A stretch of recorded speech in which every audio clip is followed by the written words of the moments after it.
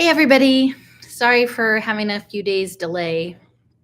I've still been working on trying to get this paper together. And it's still not done, but I need to take a break and have something else to do. So I figured I'd read a couple chapters. Just a reminder, a refresher, since it's been a couple days. The last chapters that we read, there was a section on the Ezra Pound incident, where Robert Gu was down in the basement reading his old paper books, and Mary came down and he was terribly rude to her. And he said really mean things, and it kind of ruined the relationship with his family, even though Mary, his granddaughter, is still caring about her grandfather and trying to make it work. So that was the Ezra Pound chapter. And then there was a chapter called No User Serviceable Parts Within, where Robert Gu, and he hasn't really been able to tap into his poetry talent. So he has ideas, but he can't actually get the words out. But he's really good now with technology and engineering. So, but he's frustrated that they have these little units of black box parts. And so he's trying to get in the parts and take them apart. And he wrecks a car at the vocational school and causes quite a scene. So that was the last chapter that we finished up last time. And so this next chapter is chapter 9, and it's called Carrot Greens. Okay. Make no mistake about it, this job of saving the world was no bed of roses. Alfred glared at Gunberg Braun's latest report. So now we're back into the other storyline, which is this holographic rabbit and sort of the global intelligence units trying to figure out what's going on with this possible mind virus and getting in the San Diego biolabs. Okay, so Alfred glared at Gunberg Braun's latest report. Covert search for Grand Terror in San Diego. Things had been hard enough before Gunberg spotted Alfred's YGBM, that's the You Gotta Believe Me, project. But since the Barcelona meeting, Alfred's duplicity had become steadily more difficult to maintain. He had never expected that Braun could keep such a careful watch on the San Diego labs. Alfred had had to shut down almost all his activity there, even canceling his regular specimen out shipments. This affair had set his schedule back by months. The only bright spot was that Gunberg and Keiko were going ahead with Plan Rabbit. In fact, Rabbit had resurfaced a week ago along with the initial survey and his payment demands. The demands had been laughable, basically a wholesale shopping list of enhancement drugs, just what you might think South American drug lords could supply to a bright young businessman. As for his survey, Rabbit had come up with a list of contacts in San Diego and a complicated plan for getting direct surveillance equipment into the labs. Gunberg and Keiko had been respectively irritated and amused at the scheme, but all three of them agreed they could make it work. The Americans would know they had been probed, but unless things went very wrong, the operation would be deniable. Of course, what Gunberg and Keiko saw was the easy part. The hard part was what Alfred was hiding beneath Plan Rabbit. When the magnificent intrusion inspection was complete, there would be no evidence of his research program. Working as the trusted leader of the operation, Alfred was confident that he could accomplish that much. The triumph would be to leave credible evidence that would point Bird Dog Gunberg somewhere far across the world and leave Alfred's operation intact in San Diego.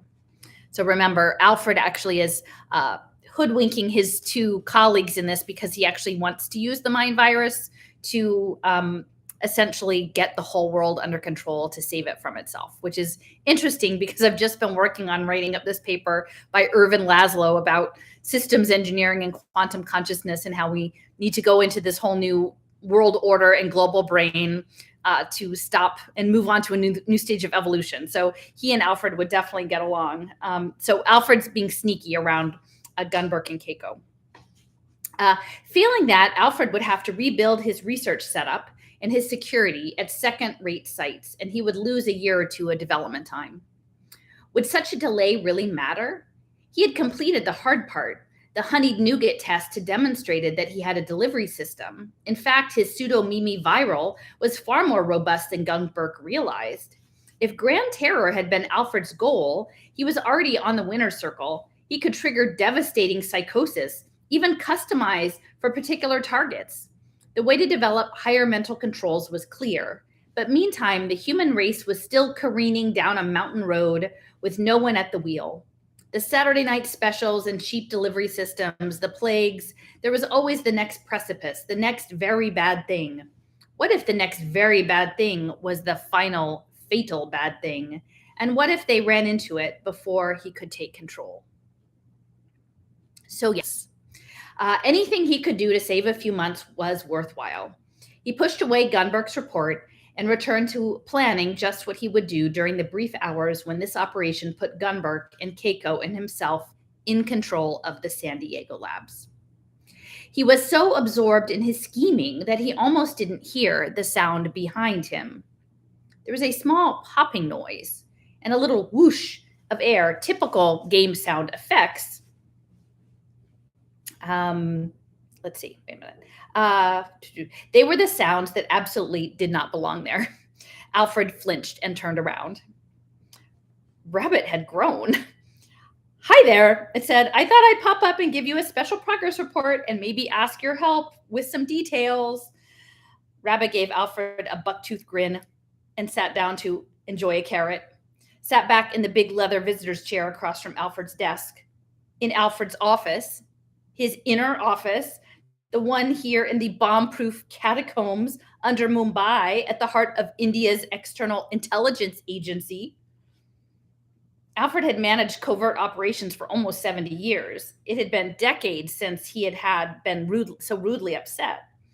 It was like being young again and not a good feeling. He stared at Rabbit for a moment, absorbing the terrible implications of the creature's presence. Perhaps it would be best to ignore those for now. And so his reply was a random flail. A progress report? We've seen your progress. I personally was somewhat disappointed you've accomplished so little that you can see. Beyond creating a fog of foolishness, self-defeating often as not, the local agents you've recruited are incompetent. For example, Alfred made a show of fetching records. Meanwhile, the people in the EHA analyst pool were tracing Rabbit's intrusion. They opened a graphics window above the creature's head. Rabbit was coming through routers on 3 continents. For example, Alfred continued, picking a name almost at random, take this Winston Blount.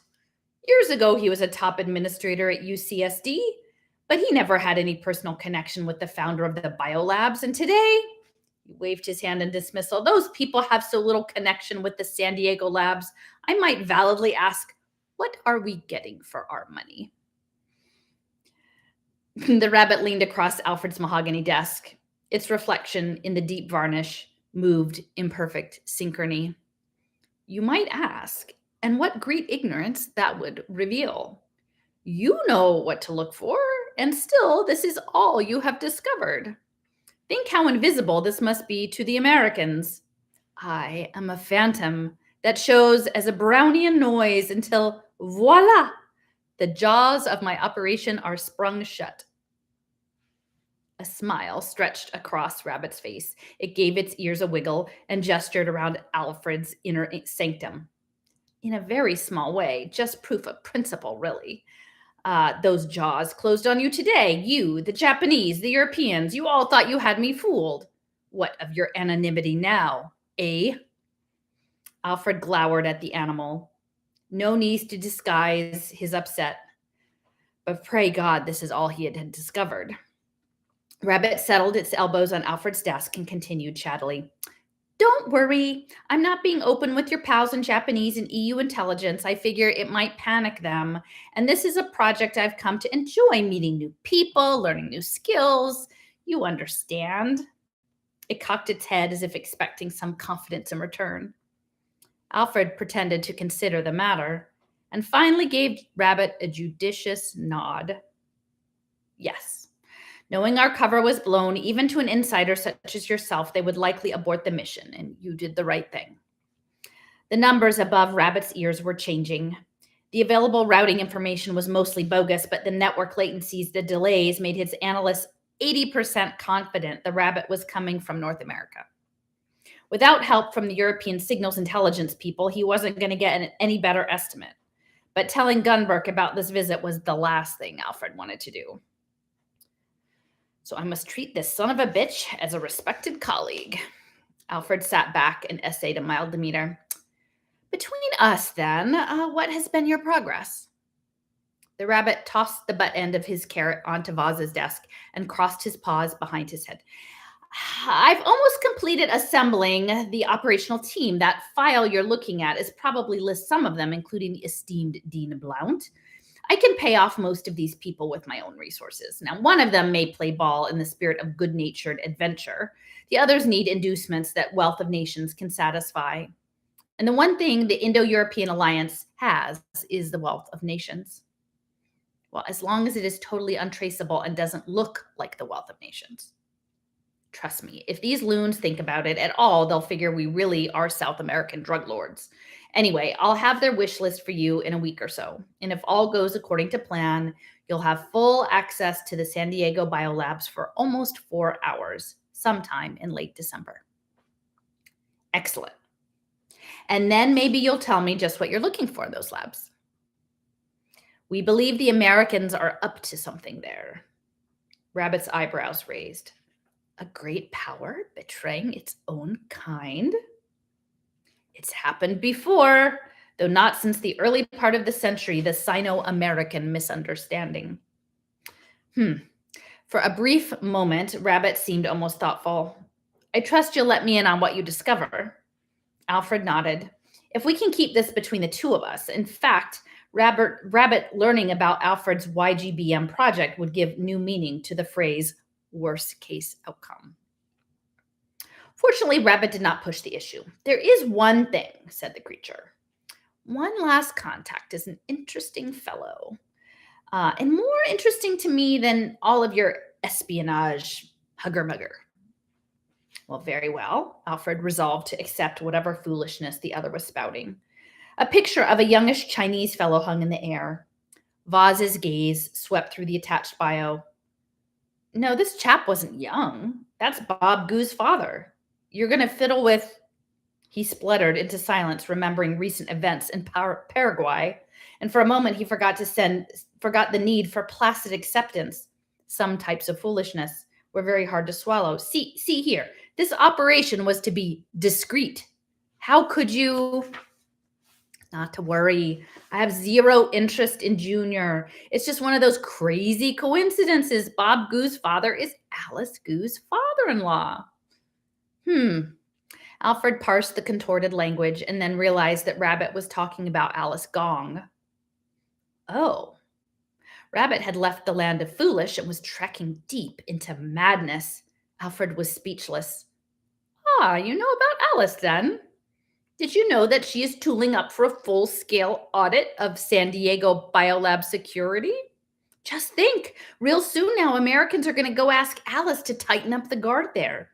Tracking her is muy importante, old man. Yes, the EU and Japan would bail out if they knew Alice Gongu was on the case, and Alice would surely detect what I'm doing in the biolabs. So what are you proposing? I want to make sure Alice is not guarding the labs when we go in. I've had Goose Sr. on a line for several days, but that's going too slowly. And besides, another challenging, toothy grin. I'm dying to talk to the guy directly. We need a zombie contact. Another picture bio popped up. An Indian national? Subtle, am I not? Yes, though for the last 2 years, Mr. Sharif has been living in the USA. He really has no connection with any Indo-European intelligence service. I'll contact him, like the gentle cloud of coincidence that I am. And if the Americans identify him, he will be a perfect red herring. Your EU and Japanese friends would be too cowardly to go for this. You, I think, have more courage. So I'm going to give you a heads up. Cover me on this. Keep your people out of Sharif's way. Sometimes he will really be me. Vaz was silent for a long time. He had not known that Alice Gongu was training for an audit of the San Diego labs. That was bad news, very bad news. It wasn't enough that Gong be kept away one night, and then inspiration struck. Alice's genius came at a terrible sacrifice. He had stumbled onto her secret several years ago in her own way. She risked more than Alfred ever had. And my weapon, incomplete as it is, could stop her cold. He looked back at Rabbit. Indeed, you have my support in this. It should be involved just the two of us. Rabbit preened. But if I may make a suggestion, Alfred continued, one colleague to another, it may be best if we schedule things so that Alice Goo is on duty the night we go in. With proper preparation, we may be able to turn her presence to our advantage. Really? Rabbit was literally bug-eyed with curiosity. How's that? I'll have the details for you in a few days. In fact, there were lots of details, but not for Rabbit's ears. Alfred was already posting the mission requirements to his inner team. How long would it take to build a pseudo-Mimi virus appropriate to Alice's special weakness? What was the surest delivery method? Indirect infection was probably not practical here. And what cover story could work best with this wretched rabbit? Said Rabbit was still looking at him expectantly. Of course, Vaz continued, there are aspects of the matter that I should best keep to myself. Of course. World-shaking plans and so forth. Well, never mind. I am content to remain your great cutout from heaven, and I will be in touch. Meantime, suddenly he was wearing a gray uniform studded with medals and draped with aiguillettes. He stuck his arm out in a Hitlerian salute. Long live the Indo-European Alliance. And with that, the rabbit's image vanished like the cheap theatrics it was. Alfred sat motionless for almost 2 minutes, not responding to the shrill alarms that pounded through the office network, not responding to the various staff analyses that were already being generated. Alfred was rearranging his priorities. He had known about Alice Gongu, but now he hadn't known about Alice Gongu, but now he did. And with enough time to turn her presence into an advantage, it was a sad thing that he would harm this woman who was actually fighting on his side, who had done more than almost anyone to keep the world safe. He forced his attention back on track. Besides dealing with Alice, there was another new priority: to learn more about the rabbit, to learn how to destroy him. Okay. Next section. Alice Vaz had no official rank in the External Intelligence Agency, but he had immense power there. Even the modern compartmentalization techniques, he never could have cloaked his research programs otherwise. Now, well, Rabbit's visit to EIA headquarters was arguably the most spectacular intelligence failure of the decade. But only if outsiders knew to argue about it. Alfred used all of his power in the agency and all of the secret political levers he had accumulated over 70 years to keep the news within his own teams.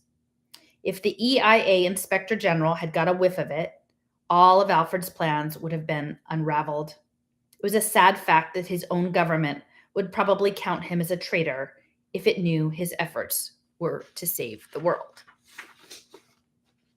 All of this made investigating Rabbit's jape a delicate affair. Somehow this enemy had penetrated the most secure isolation firewall known. Rabbit had even co-opted high-res localizer support, evident from his perfectly positioned imagery. The obvious explanation was that Rabbit had succeeded in subverting the secure hardware environment. If that were so, then the foundation of all modern security were suspect, and Rabbit's visit was a clap of doom.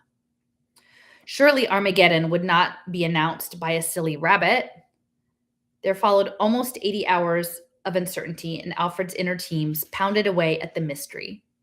And finally, his EIA analyst discovered the true explanation, something at once comforting and deeply embarrassing to them. Rabbit had, admittedly with extraordinary cleverness, exploited a combination of buggy software and foolish registry settings, the kind of flaws that bedevil careless consumers. The bottom line, Rabbit was far more dangerous than Alfred had originally thought, but he was not the next very bad thing. Vaz suffered through every moment of the suspense, but in the end, the most frustrating aspect of the incident was the piece of carrot that Rabbit left on his desk. With all the resources and expertise of the modern Indian state, it took EIA Signals Intelligence almost 3 days to obliterate the logic that injected that image into his office network. Okay. So that's chapter 9. We'll do another one, I think. Okay, so chapter 10 is called An Excellent Thesis Topic. Mary kept a low profile around the house. That's the granddaughter. Even though that bothered Alice, her mom, which was kind of contradictory since Bob didn't want her talking with Robert anytime soon. That's her grandfather. Either way, they both seemed to think that given the chance, Robert would just hurt her again. Okay. She let Robert have the living room whenever he pleased. She made sure that she was outside when he was in, but she also snooped on him whenever she honorably could. Halloween was just around the corner. She should be over at her friend's sites, deep into final planning. She and Annette and Paula had done so much prep with Spielberg Rowling, and now it all seemed kind of dumb. So Mary hung out with farther away friends. Jin's parents were shrinks in the provincial medical care group in Hanyang. Jin didn't speak very good English, but then Mary's Mandarin was worse. Actually, language wasn't a problem. They'd get together on his beach or hers, depending on which side of the world was daylight or had the nicest weather, and chatting away in good enough English, the air around them filled with translation guesstimates and picture substitutions. Their little clique had contributed lots to the answer boards. It was almost socially responsible. It was the most socially responsible of Mary's hobbies. Jin was full of theories about Robert. Your grandfather was way gone dead before the doctors bring him back. No surprise he feel bad now. He floated a couple of academic papers in support of his point. Today, Jin was hosting several other kids who had senile or otherwise damaged old folks living at home. Mostly they just listened as sand crabs or simply presence icons. A few presented human forms, maybe their real-world appearance. Now, one of those, she looked about 10 years old, spoke up. My great aunt is like that. Back in the 20th, she was an account executive. Account executive didn't mean anything like the English words might make you think. By the teens, she was all crippled up. I've seen pictures, and she got drifty and depressed. My grandma said she lost her edge and then lost her job. One of the sand crabs reared back, and lurker drawn in a lurker drawn into the open. So what's new in that? My brother is all unemployed and depressed, and he's only 20. It's hard to keep up. The 10-year-old ignored the interruption.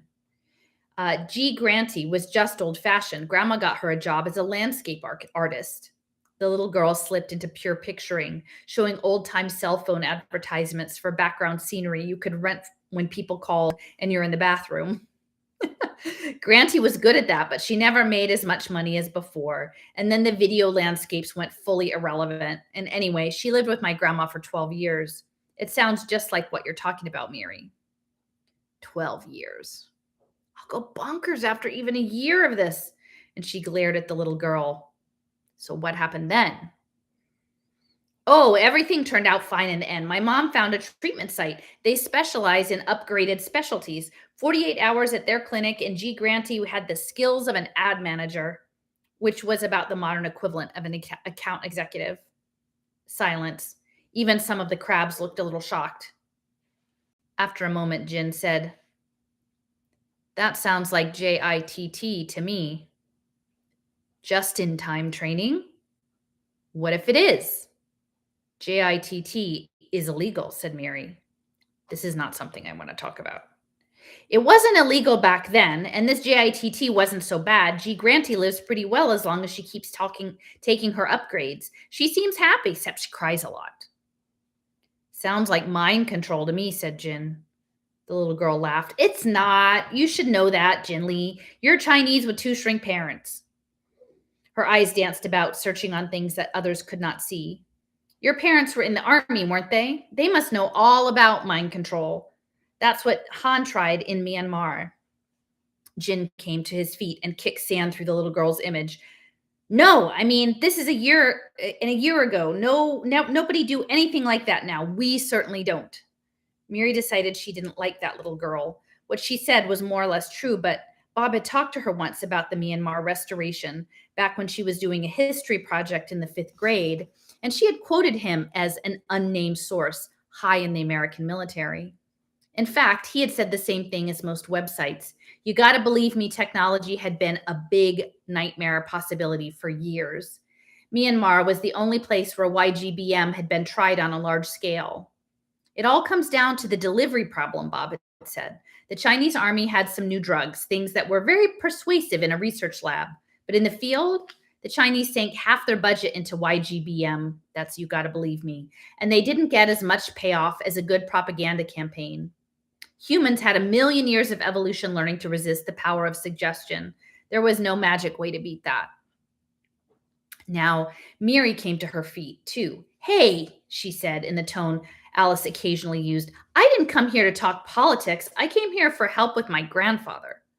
The little girl stared at her for a moment. Her face quirked in an odd smile.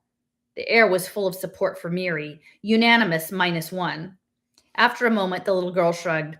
I was just trying to help. Hey, I'll be good. I'm all ears. And she demonstrated with a graphical exaggeration, growing her wiggly rabbit ears.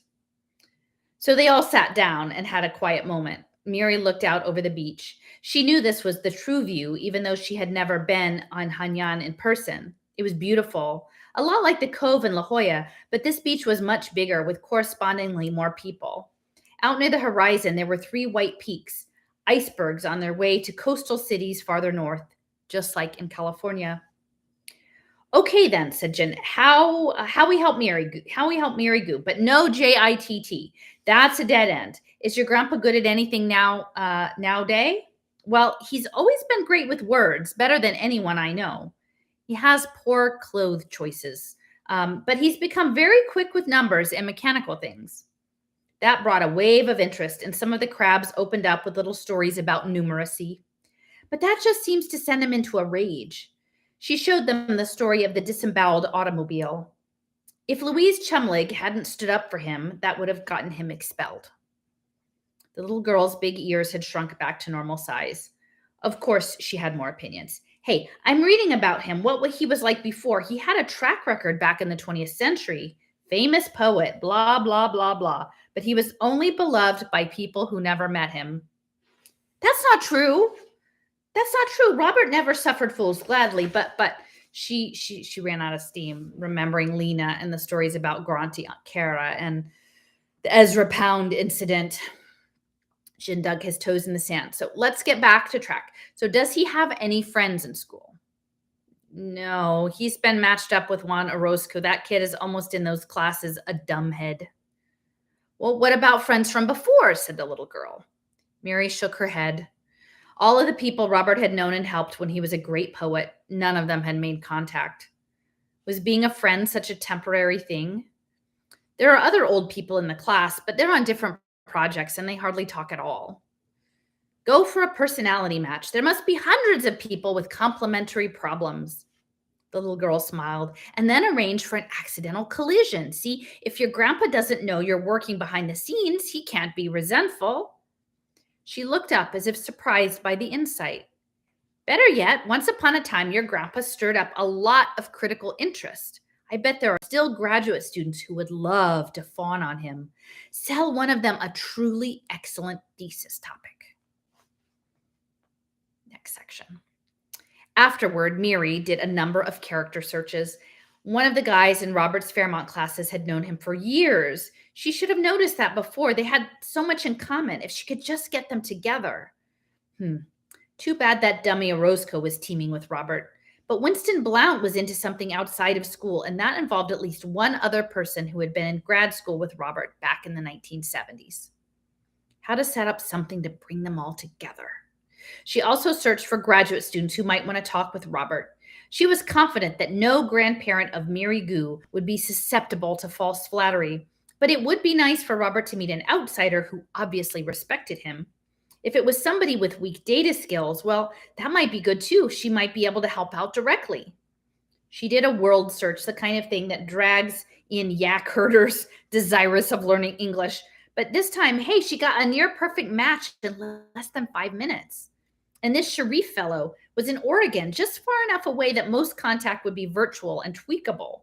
For all her snottiness, the little girl had made some really good suggestions. Mary hesitated. In fact, all the really successful suggestions had been due to that little girl. Maybe that little girl persona was covering something. Mary started a query replicating out through everyone and everything that might provide identity clues. But even if the kid were really 10 years old, it wouldn't prove anything. Some fifth graders were scary. The woman was tall and dressed in black. I understand you're looking for some help. Huh? Zulfikar Sharif looked up from his beef taco. He hadn't heard her approach, and then he realized that he was still alone at his table in the back of the OSU cafe. He frowned at the apparition. I'm not accepting fantasies. God protect me. I've been perverted still again. The woman looked at him severely. She wasn't more than 30, but he couldn't imagine her on a date. Young man, I am not your fantasy. You are looking for help on a thesis topic, are you not? Oh.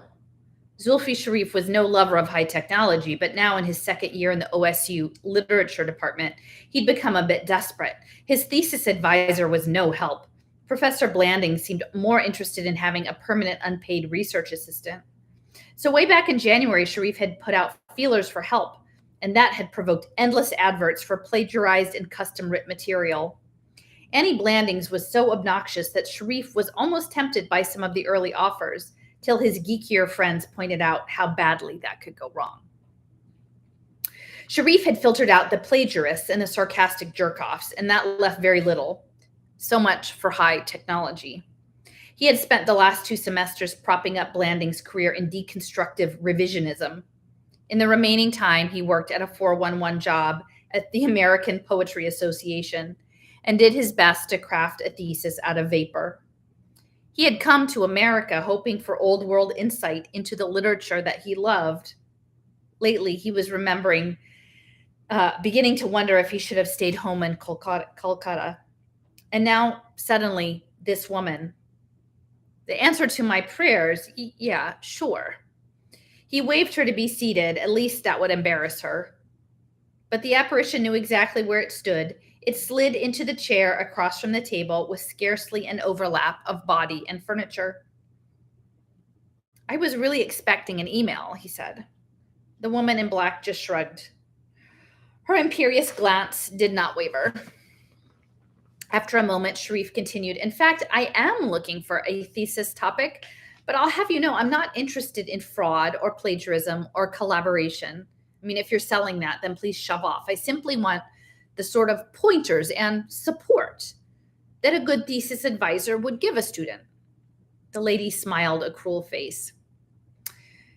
And it suddenly occurred to Sharif that she might be connected to Annie Blanding's. The old fart didn't wear, but maybe she had friends who did. Nothing whatsoever illegal, Mr. Sharif. I simply saw your ad. I have a tremendous opportunity for you. And I don't have much money. I'm sure we can come to an arrangement. Interested? Well, possibly. The lady in black leaned forward. Even her shadow matched the cafeteria lighting. Sharif hadn't realized that such precision was possible. I don't suppose you know that Robert Goo is alive and well and living in Southern California? Huh? Bullshit. He died some years ago. There haven't been... And his words dribbled off before her silent stare. He tapped briefly at his phantom keypad, calling up the standard search. Since he started working 411, he'd become rather good at that kind of ultra-fast research. Results streamed across his tabletop. Okay, he just stopped writing, Alzheimer's, and he's come back? Indeed. Does this suggest possibilities? Sharif continued his guppy imitation a second or two. If I hadn't just looked for the right facts, I could have known this a month ago. It does suggest possibilities. Interviewing Robert Gu would run a close second to chatting up William Shakespeare. Good. The lady in black tented her fingers. There are complications, however. Like what? An opportunity this good must be a scam. Robert, the woman's image seemed to freeze for an instant, maybe a communications jitter. Professor Gu has never suffered fools gladly, and never less so than now. So I can give you access capability in his private enum. It will be up to you to intrigue him. Without the enum, getting through to the great man could be very difficult. How much? He said. He had $20,000 in student credit union. Perhaps his brother in Kolkata could hit him up for one more loan. My price is not in dollars. I simply ask to tag along occasionally to make a suggestion or ask a question. But I'll have first use? Of course. Sharif wavered. Robert Gu. Okay, you got a deal. Very good. The lady gestured for his hand. Give me a moment of full access. Epiphany rule number 1. What they pound on you and all the instructions.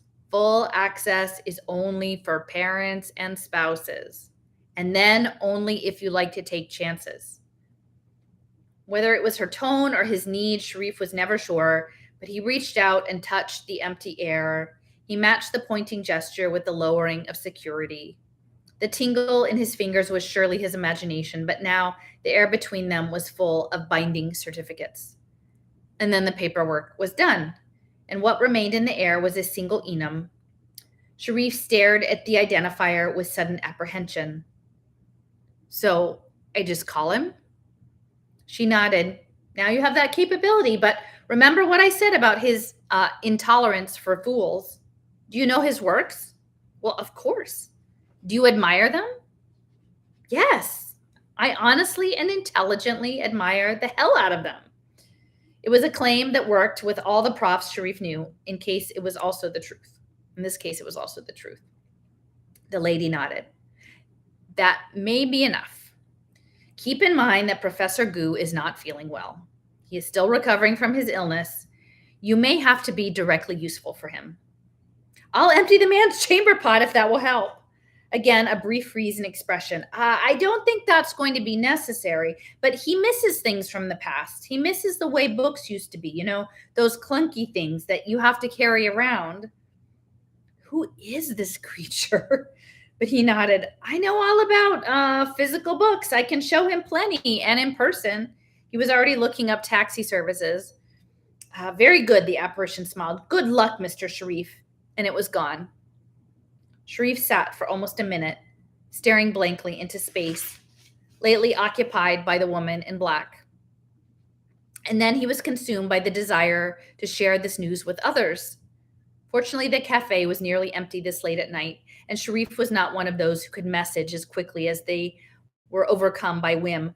So, no, after a moment, he realized that this was likely something that he should keep under his hat, at least until he'd established a connection with Robert Gu. Besides, second thoughts were percolating up. How could I be so stupid as to let her in my wearable? He ran the Epiphany integrity checks a couple of times. Widgets of purity floated in the air above his taco. Epiphany said he was clean, of course. If he'd been totally perverted, that's exactly what it would say. Damnation. I didn't want to fry clean my clothes, not again. Especially in this case. He looked at the golden enum, Robert Gu's own direct identifier, digital identity. If he took the right approach, he would finally have his thesis. Not just any ordinary thesis. Sharif considered Robert Gu to be from the highest rank of modern literature, up there with Williams and Cho. And Annie Blandings thought Gu was God. So I think we'll do one more chapter. So we get in a full hour. So this is chapter 11. Introduction to the Librarium. Introduction to the Librarium project. Wearable computers. Now, remember, this is from 2006. Wearable computers, what a concept. IBM PC meets Epiphany brand high fashion. In fact, Robert might have mistaken his new wardrobe for ordinary clothes. True, the shirts and pants were not a style he favored. They were embroidered patterns both inside and out, but the embroidery was more noticeable to the touch than the eye. Juan Orozco had to show him special views to reveal the net of microprocessors and lasers. The main problems was the damn contact lenses. He had to put them on every morning and then wear them all day. There were constant twinkles and flashes in his eyes, but with practice, he got control of that. He felt a moment of pure joy the first time he managed to type a query on a phantom keyboard and view the Google response floating in the air before him.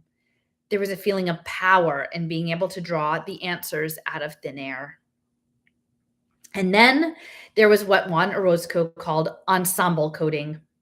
A week passed. Robert was practicing with his beginner outfit, trying to repeat the coding tricks Juan had showed him. For the most part, even the simplest gestures didn't work when he first tried them, but he would flail, and when the command did work, the success gave him a pitiful spike of joy, and he worked even harder. Like a boy with a new computer game, or a trained rat. When the phone call came, he thought he was having a stroke. There were bright flashes before his eyes and a faraway buzzing sound, and the buzzing broke into words, "Very muzz, I like to interview you, sir." Aha, spam, or likely some reporter. Why would I want to give an interview?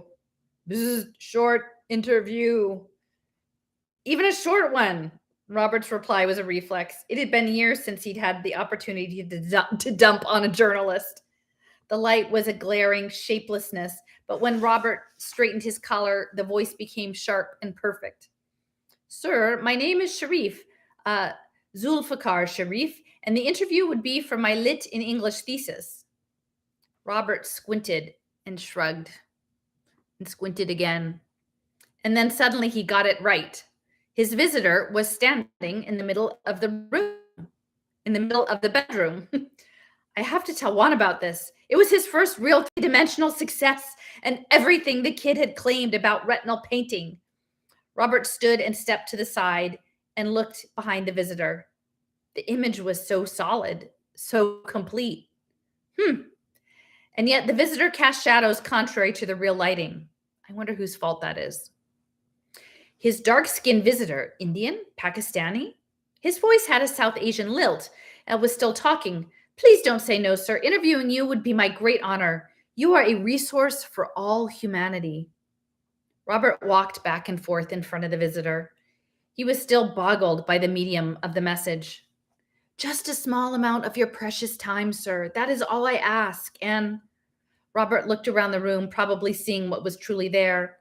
Robert had not had a chance to set up false backgrounds, and Juan had been going to show him that yesterday, but they had gotten sidetracked by Robert's side of the bargain, tutoring the kid in English. Poor subliterate Juan. This Sharif fellow, on the other hand, how bright are graduate students these days? Now, this particular graduate student was looking more and more desperate. His gaze caught on something behind Robert. "Ah, books! You are one who still treasures the real thing." Robert's bookcases were made of plastic slats and cardboard boxes, but they held all the books he had rescued from the basement. Some of them, the Kipling, he would never have bothered with in the old days, but this was all he had now. He looked back at Sharif. "Indeed I do. Your point, Mr. Sharif?" "I just thought, it means we share the same values. By helping me, you would advance those noble passions." He paused, listening to some inner voice. Since his lessons with Juan, Robert had become suspicious of people listening to their inner voices. "Perhaps we could strike a bargain, sir. I would give almost anything for a few hours of your opinions and reminiscence. I would be happy to be your personal 411 agent. I am an expert at such services. It's how I pay my way at OSU, and I can guide you through the contemporary world." "I already have a tutor." And when he considered the flippancy, he felt a twinge of surprise. In a sense, it was true. He had Juan. Another significant silence. "Oh, him. Sharif, his image perfect except for the misplaced shadows and the shoes that disappeared a quarter inch into the floor, walked around Robert to get a closer look at the books, and suddenly Robert had even more questions for Juan Orozco. But Sharif was talking again. These are permanently printed, not just in time chapbooks? Well, of course. Wonderful. I could show you around the UCSD library, millions of volumes. I can go there myself anytime. But so far he hadn't quite dared. Robert looked at his little library. In the Middle Ages, a rich man might have so many books, and now people with books were rare once again. But at UCSD, there was a real physical library. And going with his graduate student, well, that would be a little like the old days. He looked back at Sharif. When? Well, why not now? Robert would have to let Juan Orozco know this afternoon's session was off. He felt an instant uncharacteristic embarrassment. Juan was going to show him how to do glance searches, and Robert had promised Juan stanción. Robert pushed the regrets aside. Let's go, he said. Okay, so this is the next section. Robert took a car down to campus. For some reason, he couldn't get a clear image of Sharif inside the automobile. There was just his voice chattering away, asking Robert for his opinion of everything they saw, and offering opinions and facts whenever Robert seemed even faintly puzzled. Robert had driven past the outskirts of the campus before, and today they would see what the place had finally become.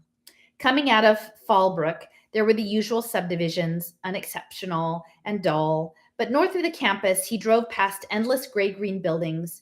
Here and there, windowless walkways stretched across the canyons. Bioscience labs, Sharif cheerfully explained. They're mostly underground. He fed Robert's epiphany with pointers to images and details. So these doorless, windowless structures were not some 20th century experiment in communal living. In fact, they weren't more than a few dozen people inside them. The connecting corridors were for biosample transport. Monstrous things might gestate in these buildings and the caverns below, but salvation too. Robert gave them a little salute. Reed Weber's heavenly minefield was created in places like this. These were anterooms to UCSD. He braced himself for unintelligible futurism, the main campus. His car drove down Torrey Pines Road. The intersections were almost as he remembered, though there were no traffic lights and no stopping. Cross traffic interleaved with smooth and eerie grace. Someday I must write a lighthearted piece about the secret life of automobiles. He had never seen one stop for much longer than it took passengers to get off and on. Out in the desert, his car had departed almost immediately, stranding him. But by the time he got back to the road, another had pulled up. The devices were always moving. He imagined them circling the country, forever maneuvering so that no customer ever need wait more than a few moments. But what do they do at night when business is scarce? That would be the topic of his poem. Were the hidden garages hidden car parks? There had to be garages for repair work or at least equipment swap outs. But maybe there was no other stopping. This was the stuff of both poetry and futurism. Maybe at night when demand fell and they otherwise would have to sleep without profit in some empty lot, maybe then they conspired to clump together like Japanese terraformer toys to become freight trucks hauling cargo that was too big for Up Express. In any case, the old parking lots on the north side of campus were gone, replaced by gaming fields and House of Cards style buildings. Robert had the car drop him at the edge of the old campus, near where the applied physics and math used to be. Nothing looks the same. Even where there were buildings before, in fact, there seemed to be more open space than he remembered from the 70s. Don't worry about it, Professor. Sharif was still audio only. It sounded as if he were reading from a brochure. UCSD is an unusual campus, less traditional than any other in the UC system. Most of the buildings were rebuilt after the Rose Canyon earthquake. Here's the official view. And suddenly, buildings were sturdy, reinforced concrete, much as he remembered. Robert waved the fakery away, a gesture Juan had showed him earlier in the day. Hands on main view, Mr. Sharif. Sorry. Robert walked eastward across the campus, sampling the ambiance. On the gaming fields, there was just as much rushing around as in the 1970s. half a dozen separate games of touch football and soccer. Robert had never participated in those, but one thing he admired about UCSD was that students played sports that were semi-pro spectator events at other schools. Up close, well, the people he passed looked ordinary enough. I mean, there were familiar backpacks with the handles of tennis rackets sticking out, the top like assault rifles. And many people were talking to themselves, sometimes gesturing into the empty air or jabbing fingers at unseen antagonists. Nothing new in that. Cell phone addicts had been one of Robert's pet peeves. But these folks were more blatant about it than the kids at Fairmont High. There was something foolish about a fellow walking along suddenly stopping to tap at his belt and talking to thin air. The new numerate Robert couldn't resist keeping count of what he saw, and he soon noticed something the old Robert might not have. There were many college-age kids running around, but there were too many old people. 1 person in 10 looked really old as Robert truly was. 1 in 3 were lean and spry, and the 20th century cliche of the active senior citizen. And some, it took him a while to spot the few where modern medicine was all on target. Their skin was firm and their stride was strong, and they almost looked young. Then the most encouraging sight of all, a pair of old duffers coming his way, and both of them carrying books. Robert felt like grabbing their free hands and dancing a jig. Instead, he gave them a broad grin as he walked by. Sharif agreed that stepping into an ordinary building or even the campus bookstore would not be an effective way to find real books. The university library is your best friend, Professor. Robert walked down the gentle slope. The eucalyptus grove was more overgrown than he remembered. The dry crowns rustled in the breeze above. The debris of bark and twigs and branches crunched under his feet. Somewhere ahead of him, a choir sang. Then through the trees, he saw the Geisel Library, unchanged after all these years. Well, the pillared supports were covered with ivy, but there was nothing virtual about it, and he walked out from under the trees and stared. Sharif's voice popped up. Professor, if you bear to the right, the sidewalk goes to the main. Well, that was the way Robert remembered, but he hesitated when the other's voice dropped away. Yes? Oops, just a detour around to the left. There's a mob of singers blocking the main entrance. Okay, well, what is the singing about anyway? Sharif made no reply. Robert shrugged and followed his invisible guide's suggestions, walking around the north side of the building, down to what had been a lower-level parking lot. From there, the library towered above him. He remembered when it was built, the criticisms. It's an expensive white elephant. We've been hijacked by space cadets. And in fact, it did look like something brought down from outer space. The 6 above-ground stories formed a huge octahedron, touching ground on one vertex and clasped by 50-foot pillars. In Robert's time, the structure had been concrete and sweeping glass, but now the vines extended past the 5th story, obscuring the concrete. The library still looked like it came from heaven, but now it was an ancient gem mountain, and the clasp was the green of a supporting earth. The singers were louder. It sounded as if they were singing La Marseillaise, but there was also chants that sounded like good old-fashioned student protest. He was well under the overhanging now, and he had to look straight up to see the undersides of the 4th, 5th, and 6th floors to see where the concrete finally emerged from the ivy. Strange. The edges of each floor were straight as ever, but the concrete was laced with irregular lighter lines, and in the sunlight, those lines glinted like silver wedged stonework. Sharif? No answer. I should look up the explanation. Juan Orozco could do such a search almost without thinking.